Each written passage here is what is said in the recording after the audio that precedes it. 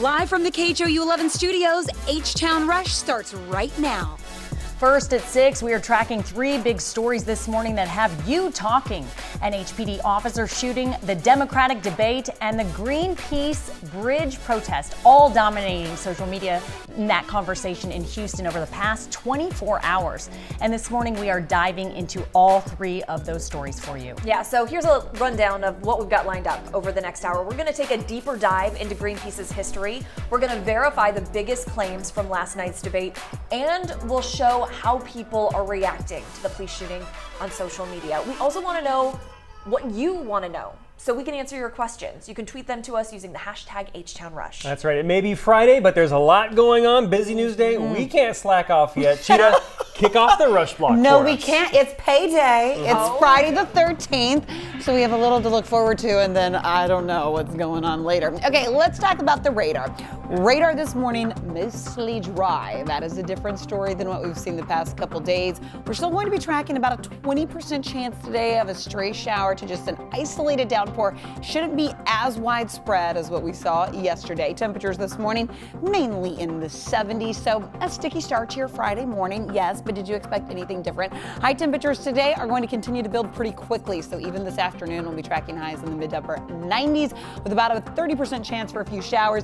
Doug, latest on our little friend, this disturbance that's now southeast of Florida and near the Caribbean, now stays east of the eastern seaboard. I'll talk more about that coming up next. Okay, thank you, Cheetah. We have one big delay to talk about there. This is on the East Tex Freeway heading inbound through downtown at the George R. Brown Convention Center. Live look from Houston TransStar shows us a couple of lanes there blocked, and the ramp taking you to I-45 is blocked due to a fuel spill and a crash. 2 vehicles involved in this wreck. It looks like one of those vehicles has already been towed out of the way. It looks like it's going to be about a 15-minute delay at this point at the very least. If you're coming in from the east side, I-10, 225, those are both looking pretty good still.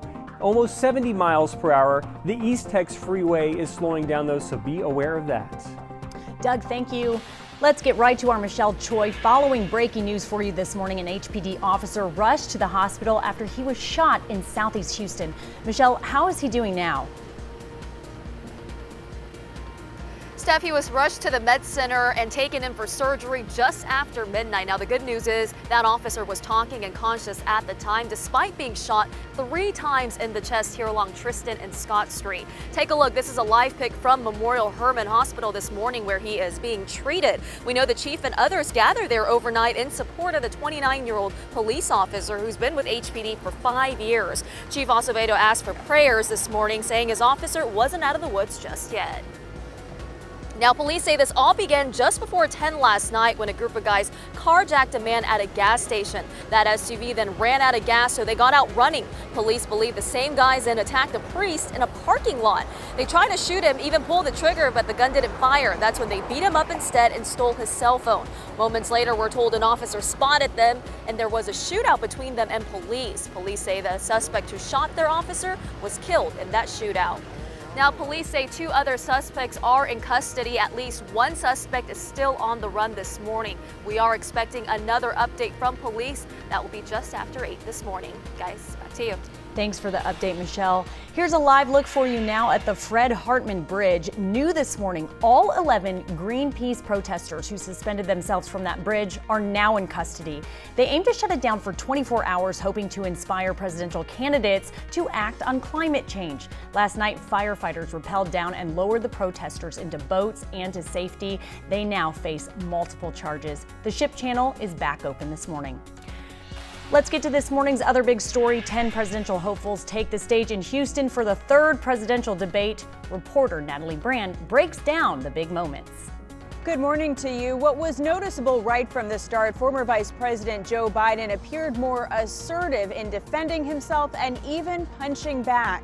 We saw it during the very first question on health care that turned into a heated exchange over Medicare for all. And it was a feisty subject. Senators Bernie Sanders and Elizabeth Warren defended the plan. Biden questioned the price tag. Nobody's yet said how much it's going to cost. Under my legislation, people will not go into financial ruin. I've actually never met anybody who likes their health insurance company. Former San Antonio mayor and housing secretary under President Obama, Julian Castro, also stood out and took some heat for attacking the former vice president directly, at one point even questioning his memory. Several of the candidates, including Castro, attended a midnight rally held by the Texas State Democratic Party, and the DNC is also holding additional events here in Houston today. The Trump campaign also held an event here in Houston indicating both sides see Texas as a battleground. I'm Natalie Brand for H-Town Rush.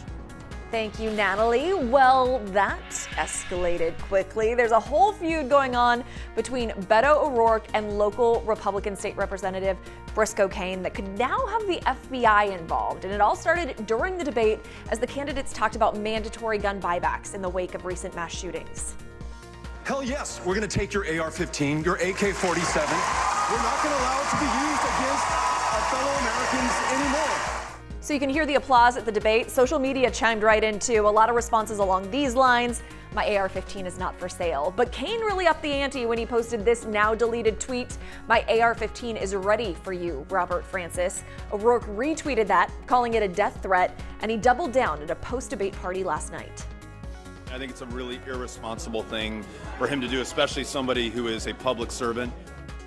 We have since learned that O'Rourke's campaign says it will report the tweet to the FBI. If you're wondering how Cain responded, he later tweeted this: "You're a child, Robert Francis." Something tells me we will see more of this exchange later today. Gun violence tops our other big stories of the day, and we start in Beto O'Rourke's hometown of El Paso, where the Walmart mass shooting suspect has been indicted on capital murder charges. The suspect is accused of gunning down 22 people at a Walmart. He surrendered to police and told them he was targeting Mexicans. The district attorney plans to seek the death penalty. A fourth case of lung illness possibly tied to vaping in the Houston area. The patient is between 18 and 22 years old. He's from Galveston County but lives in College Station and is getting treatment there. There are more than 450 possible cases of lung illness connected to vaping in this outbreak across the country. 6 people have died from the illness nationwide. A 4-year-old walks away from school in the middle of the day without supervision. The president of the teachers union says there's a student-teacher ratio problem in HISD. I know it is happening far more often than it should in pre-K classrooms across the district. The president hopes new funding for pre-K that was just approved could help reduce class sizes.